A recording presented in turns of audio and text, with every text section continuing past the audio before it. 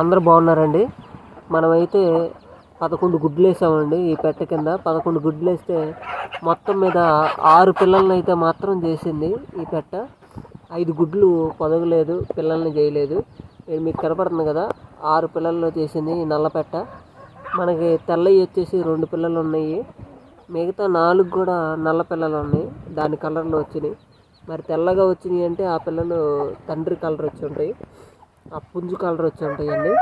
ఎందుకంటే తెల్ల పుంజే కాబట్టి ఈ పెట్టంతో ఉంది. చూశారు కదా ముద్దు ముద్దుగా ఎంత బుజ్జిగా ఉన్నాయో.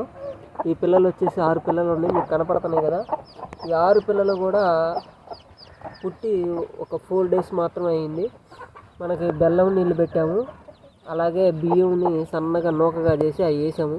అవి చెలుక్కొని తింటున్నాయి. చూస్తున్నారు కదా, మీరు కూడా ఇలానే చేసి ఉంటారని అనుకుంటున్నాను. బుజ్జి బుజ్జిగా ఉన్నాయి కోడి పిల్లలు ఎలా ఉన్నాయో ఒకసారి కామెంట్ చేయండి. కనపడుతుంది కదా, 11 గుడ్లు వేస్తే 6 పిల్లలు మాత్రమే ఇచ్చేసింది అనమాట. మనం ఒక 10-15 రోజులు ఈ జల్లాల్లో నుంచి వదలకుండా ఉంచుదాము ఈ కోడి పిల్లల్ని.